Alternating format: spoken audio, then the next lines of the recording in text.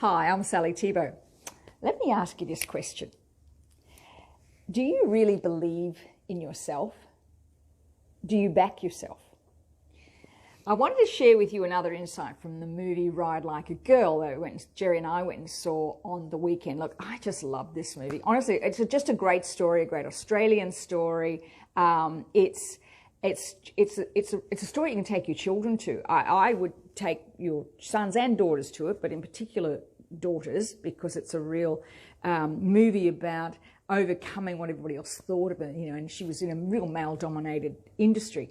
I'm not a great horse racing fan, and I'm a bit anti-horse racing, but besides all that, it's a terrific movie. But there's another theme that ran through it. So last week I talked about, or the last video, I talked about that, this having patience. That's part of success. But this one, she had to believe in herself when nobody else does. And, unless you believe in yourself, unless you back yourself, you can't wait for somebody else to back you.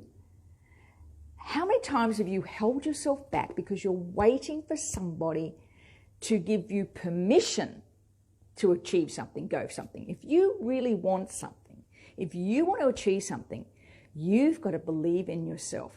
The road to success is littered with heaps of people who were going to, or wished they'd, or could have, or gunners, as my dad often says, littered with them. But when you hear stories of people like J.K. Rowling with Harry Potter, how many times she was turned down with that, Jack Canfield, Chicken Soup for the Soul, there were 144 times they were turned down. And in the end, they got the books printed and put them in the back of their car and drove out to small country towns and doing speeches and selling the books.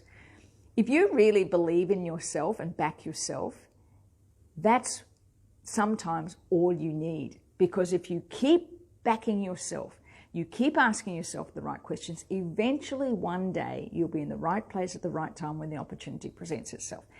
So, ask yourself the question, am I waiting for someone to believe in me, or do I actually believe in me?